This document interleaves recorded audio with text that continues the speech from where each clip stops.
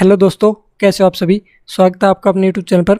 तो जैसे कि आपको पता होगा कि जो नवीन सर है उन्होंने अभी नाइक बैच 2.0 शुरू किया है, जिसमें वो प्रैक्टिस सेट करवा रहे हैं। आज उन्होंने प्रैक्टिस सेट नंबर 1 करवाया था, जिसका हम रिवीजन करेंगे। और जो आप ये पीडीएफ देख पा रहे हो, ये उसी क्लास के हैंड रिटन नोट्स हैं। कंप्लीट जो प्रैक्टिस सेट नंबर 1 है उसका हैंड रिटन नोट्स है। ये पीडीएफ आपको हमारे टेलीग्राम चैनल पर मिल जाएगी, और जो टेलीग्राम चैनल है उसका लिंक आपको डिस्क्रिप्शन में मिल जाएगा। ये कंप्लीट पीडीएफ है, जिसमें आज सर ने टोटल 20 सवाल करवाए थे, तो वो कंप्लीट 20 सवाल है इसमें। और ये पीडीएफ अगर आपको चाहिए तो पीडीएफ आपको हमारे टेलीग्राम चैनल पर मिल जाएगी, और टेलीग्राम चैनल है उसका लिंक आपको डिस्क्रिप्शन में मिलेगा। अगर इस वीडियो में कोई मिस्टेक होती है तो उसके बारे में कमेंट बॉक्स में जरूर बताइए, और वीडियो आपको कैसी लगती है, और जो हम ये पीडीएफ आपको फ्री में प्रोवाइड कर रहे हैं वो उसके बारे में भी कमेंट बॉक्स में जरूर बताइए। तो चलिए शुरू करते हैं अपनी वीडियो को। तो जो पहला प्रश्न है वो नृत्य से रिलेटेड है। तो कथकली ये केरल का शास्त्रीय नृत्य है, और इसमें महाभारत, रामायण, महाकाव्य और पुराणों की कहानियों से सन्निहित है। ये जो शास्त्रीय नृत्य है वो टोटल 8 है, और ये 8 जो नृत्य है ये संगीत नाटक अकादमी ने 8 शास्त्रीय नृत्य माने गए हैं, और जो संस्कृत मंत्रालय वो 9 शास्त्रीय नृत्य मानता है। जो 9वां है वो छऊ है। इसके 3 प्रकार होते हैं।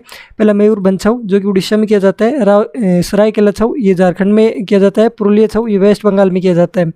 और जो 8 शास्त्रीय नृत्य है उसमें पहला आता है कुचिपुड़ी, ये आंध्र प्रदेश में किया जाता है। ये कृष्णा जिले के कोचल्लापुरम गांव से लिया गया है। सत्रिया ये 8वां जो शास्त्रीय नृत्य बना था, ये 2000 में शामिल हुआ था, और जो इनके संस्थापक है वो श्रीमद शंकरदेव है।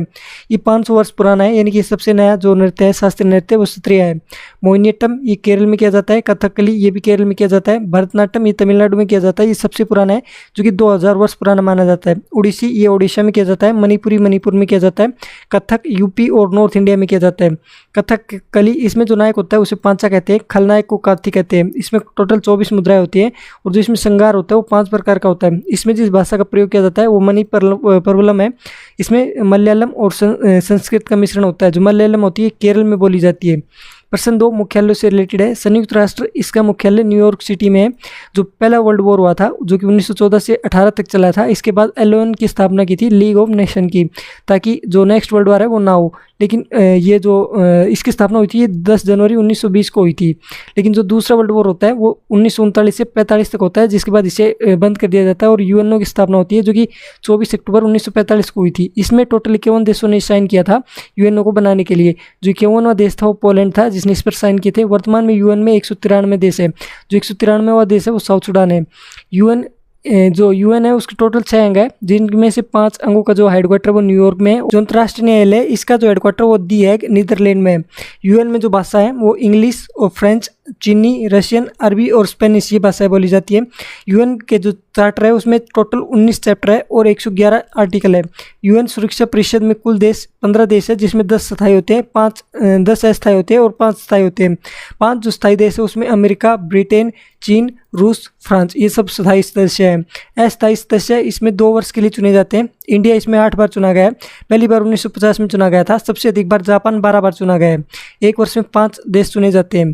प्रश्न नंबर 3 अल्फ्रेड नोबेल पुरस्कार की स्थापना करने वाले अल्फ्रेड नोबेल ने किस चीज़ का आविष्कार किया था? तो इन्होंने डायनामाइट का आविष्कार किया था। नोबेल इनका जन्म 1833 में हुआ था, और इनकी मृत्यु 1896 में हुई थी, और ये स्वीडन देश के थे। नोबेल प्राइज़ की जो घोषणा है वो 1900 में हुई थी, और पहली बार ये 1901 में दिए गए थे। शुरुआत में 5 फील्ड में दिए जाते थे, जिसमें पहला फिजिक्स, दूसरा केमिस्ट्री, तीसरा मेडिसिन, चौथा लिटरेचर और 5वां पीस यानी कि शांति में दिया जाता था। 1969 में जो चौथा फील्ड है वो जोड़ा गया इकोनॉमिक्स। घोषणा होती है इसकी अक्टूबर में होती है, और ये ओस्लो शहर में होती है, और जो ये दिए जाती है 10 दिसंबर को दिए जाते हैं स्टॉकहोम में। जो शांति का नोबेल है वो स्टोटिंग संसद द्वारा दिया जाता है, और जो सबसे कम उम्र में नोबेल मिला है वो मलाला यूसुफजई को मिला है 17 साल की उम्र में, और जो इनकी पुस्तक है वो है वी आर डिस्प्लेस्ड। जो सबसे अधिक उम्र में मिला है वो 97 वर्ष की उम्र में मिला है गुड इनफ को। प्रश्न नंबर 4 भारत में हवाई परिवहन किस वर्ष शुरू किया गया था? तो 1911 में शुरू किया गया था। हवाई परिवहन ये नागरिक उड्डयन मंत्रालय के अंतर्गत आता है। ये हवाई डाक सेवा थी जो कि प्रयागराज से नैनी तक थी। इसकी जो प्लेन थी वो अंबरबाई प्लेन थी। टाटा एयरलाइंस 1932 में बनी थी, और 1946 में इसका जो नाम है वो एयर इंडिया हुआ था। भारत का जो पहला हवाई अड्डा है वो जूही है, जो कि मुंबई में स्थित है। ये 1928 में बना था।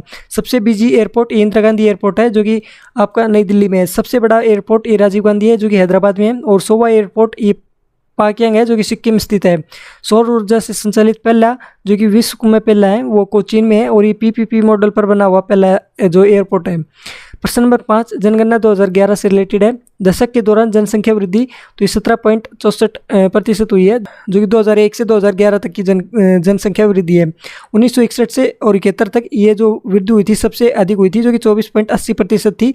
1911 से 21 तक ये सबसे कम हुई थी, यानी कि नेगेटिव में थी 0.31%। सबसे कम दशकीय गिरावट थी इसमें, सबसे अधिक जो है दशकीय गिरावट थी इसमें सबसे अधिक गिरावट थी ये सबसे अधिक दशकीय गिरावट थी इसमें 0.31%। 2011 जनगणना इसमें जो घनत्व था वो 382 था। लिंगानुपात 943 था। बाल लिंगानुपात 919 था। साक्षरता 74.04% थी, जिसमें मेल 82.10%, फीमेल 65.46%। 2011 जनगणना आयुक्त ये थे सी चंद्रमौली। 2011 जनगणना डाटा रिपोर्ट ये 31 मार्च 2011 को आई थी।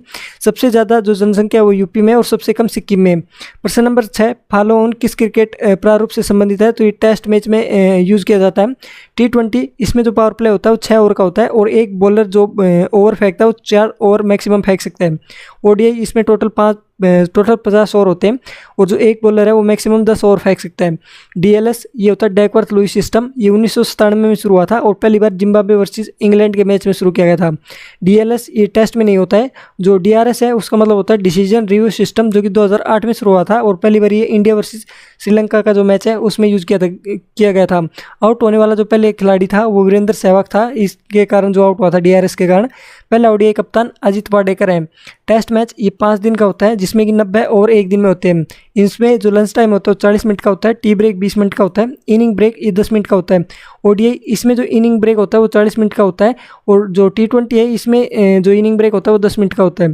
प्रश्न नंबर 7 कौन रेत समाधि उपन्यास के लेखक है? तो ये गीतांजलि श्री है।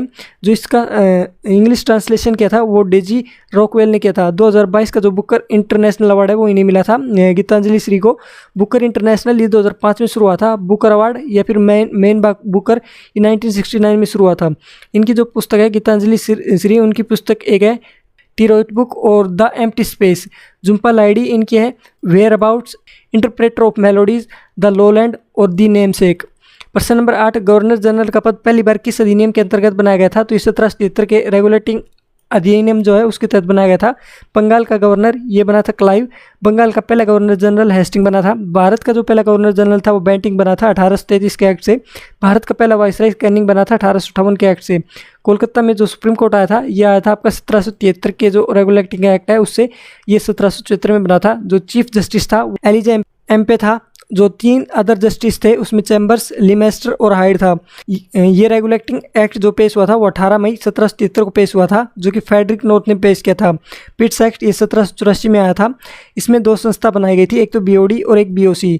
जो BOD थी इसमें 24 सदस्य थे, BOC में 6 सदस्य थे और BOD में जो सदस्य थे वो व्यापारिक कार्यों को देखते थे और BOC ये राजनीतिक कार्यों को। जो BOC के जो सदस्य थे उनका जो वेतन था वो भारतीय राजस्व से जाता था और ये एक्ट जो इसके लिए जो एक्ट आया था वो 1793 में आया था। 1813 का एक्ट, इसमें जो ईस्ट इंडिया कंपनी है उसका जो मोनोपोली है उसको ख़त्म कर दिया था और यहाँ पर ईसाई मिशनरी भारत आ सकते थे, ये इस एक्ट में कहा गया था। प्रश्न नंबर 9 भारत सरकार अधिनियम 1919 आधारित था। तो ये मोंटेग्यू जेम्स फोर्ड रिपोर्ट पर आधारित था। इसमें प्रांतों में द्वैत शासन शुरू किया था। जो भारतीय विधान परिषद थी इसमें एक उच्च सदन बनाया गया, एक निम्न सदन। उच्च सदन में जो राज्य परिषद होते थे उसमें टोटल 60 सदस्य होते थे। जो निम्न सदन थी उसमें 145 सदस्य थे। और जो मोंटेग्यू जेम्स फोर्ड रिपोर्ट थी इसमें कहा गया था कि जो वाइसराय की कार्यकारी परिषद है उसमें एक भारतीय का होना आवश्यक है। प्रश्न number 10 government of India act 1935 को किसने दास्ता का एक नया अधिकार पत्र कहा था? तो जवाहरलाल नेहरू ने कहा था। 1935 का जो एक्ट था उसमें केंद्र में द्वैत शासन जो है उसको ख़त्म कर दिया था। प्रांतीय सरकार 1937 में आया था। बर्मा को भारत से अलग किया गया था। संघीय अदालत की स्थापना 1937 में हुई थी। इसमें जो टोटल जज थे वो 7 थे, जिसमें एक चीफ जस्टिस था जो कि मॉरिस गुएर था और 6 अन्य सदस्य थे। RBI की स्थापना 1935 में हुई थी। शक्तियों का विभाजन 3 प्रकार से किया गया, संघ, राज्य और समवर्ती। प्रश्न नंबर 11 ब्रिटिश संघ ने भारतीय स्वतंत्रता अधिनियम कब पारित किया था? तो ये जुलाई 1947 में पारित किया था। मोंटेग्यू योजना, इसे डिकबर्थ और बाल्कन प्लान भी कहते हैं, जो कि नेहरू जी ने कहा था। जो माउंटेन योजना है ये 3 जून 1947 की है। प्रश्न नंबर 12 किस यूरोपीय समुदाय ने भारत के साथ प्रथम व्यापारिक संबंध स्थापित किया था? तो ये पुर्तगाली ने किया था। इनकी जो पहली फैक्ट्री है वो 1503 में कोच्चि में स्थापित हुई थी, दूसरी 1505 में कुन्नूर में। वास्को डी गामा ये भारत 1498 में आया था, दूसरी बार ये 1502 में आया था, तीसरी बार 1524 में आया था। ये पहली बार कालीकट में आया था, केरल में, कालीकट के तट पर केरल में आया था। प्रश्न नंबर 13, भारत में पुर्तगाली शक्तियों का वास्तविक संस्थापक कौन था? तो इसका जो वास्तविक संस्थापक था इसमें जो उत्तर आएगा वो अल्बुकर्क आएगा। जो पहला गवर्नर था वो अल्मीडा था, ब्लू वाटर पॉलिसी लागू की थी इसने और कोटेज सिस्टम लागू किया था। जो सेकंड गवर्नर था ये अल्बुकर्क था, ये 1509 से 1515 तक रहता है। 1510 में इसने गोवा जीता था। पुर्तगाली सबसे लंबे समय तक रहे थे, जो कि 19 दिसंबर 1961 को ऑपरेशन विजय से गोवा इनसे जीता था। भारत आने वाला दूसरा पुर्तगाली 1500 में भारत आया था, जो कि पेट्रो कैब्रेल, और इसके साथ था बार्थोलोम्यू डियाज। प्रश्न नंबर 14, ईस्ट इंडिया कंपनी के निर्माण के समय इंग्लैंड का शासक था? तो ये एलिजाबेथ प्रथम थी। प्रश्न नंबर 15, एलिजाबेथ ने ईस्ट इंडिया कंपनी को पूर्व में व्यापार करने हेतु राजकीय अध्यादेश कब जारी किया था? तो ये 31 दिसंबर 1600 को जारी किया था। जो ये कंपनी है ये 1599 में बनी थी और ये मर्चेंट एडवेंचर्स ने बनाई थी। भारत में जो शासक था उस समय वो अकबर था। जो चार्टर है इन्हें 15 वर्ष का एकाधिकार मिला था। प्रश्न नंबर 16, भारत के कितने राज्य तटरेखा पर स्थित है? तो टोटल 9 राज्य हैं। जो तटरेखा है वो 7516.6 किलोमीटर लंबी है। पश्चिमी तट इस पर 5 राज्य है, पूर्वी तट पर 4 राज्य हैं। सबसे लंबी जो समुद्री तटरेखा वो गुजरात की 1214 किलोमीटर, आंध्र प्रदेश की 973 किलोमीटर, तमिलनाडु की 906 किलोमीटर। प्रश्न नंबर 17, 9 डिग्री चैनल अवस्थित है? तो ये कवरती और मिनिकोय के बीच में है। कवरती ये लक्षद्वीप में स्थित है। 8 डिग्री चैनल ये मिनिकोय और मालदीव के बीच में है। 10 डिग्री चैनल अंडमान और निकोबार के बीच में है। प्रश्न 18, भारत का सुदूर दक्षिण बिंदु कौन सा है? तो ये इंदिरा पॉइंट है, जो कि अंडमान निकोबार में स्थित है। इसे पिगमिलियन पॉइंट और पार्सन पॉइंट भी कहते हैं। और जो सबसे साउथ में जो पॉइंट है वो कन्याकुमारी है। पूर्व का जो बिंदु है वो कवित्थु है, जो कि अरुणाचल प्रदेश में स्थित है। पश्चिमी बिंदु ये ग्वारमोती है गुजरात में। उत्तरी बिंदु इंदिरा कोल है लद्दाख में। अक्षांशीय जो विस्तार है भारत का वो 8 डिग्री 4 मिनट से 37 डिग्री 6 मिनट उत्तरी अक्षांश पर है। और देशांतरीय विस्तार ये 68 डिग्री 7 मिनट से 97 डिग्री 25 मिनट तक पूर्वी देशांतर पर है। प्रश्न नंबर 19, कर्क रेखा। तो कर्क रेखा गुजरती है गुजरात, मिजोरम, त्रिपुरा, पश्चिम बंगाल, राजस्थान, छत्तीसगढ़, झारखंड और मध्य प्रदेश से। प्रधान मध्यान्ह रेखा ये 82.5 डिग्री पूर्वी देशांतर पर स्थित है। ये यूपी, एमपी, छत्तीसगढ़, आंध्र प्रदेश और ओडिशा से गुजरती है। भारत में कौन केंद्रीय मौद्रिक नीति प्राधिकरण है? तो ये भारतीय रिजर्व बैंक आएगा इसमें। तो ये आज का आपका लेक्चर था, जो कि मैंने आपको कंप्लीट रिवाइज करवा दिया। ये प्रैक्टिस सेट नंबर 1 था। जो ये पीडीएफ आप देख पा रहे हैं ये हैंड नोट्स की पीडीएफ है कंप्लीट। आप इसका प्रिंट निकलवा सकते हैं और जो पीडीएफ है ये आपको हमारे टेलीग्राम चैनल पर मिल जाएगी और जो टेलीग्राम चैनल है उसका लिंक आपको डिस्क्रिप्शन में मिल जाएगा। और बाकी की जो डेली की जितनी भी पीडीएफ है वो भी आपको टेलीग्राम चैनल पर मिलेगी, तो वहाँ से आप ये डाउनलोड कर सकते हैं। तो वीडियो आपको कैसी लगी कमेंट बॉक्स में जरूर बताइए। इस वीडियो में इतना ही, मिलते हैं आपसे अगली वीडियो में, तब तक के लिए धन्यवाद।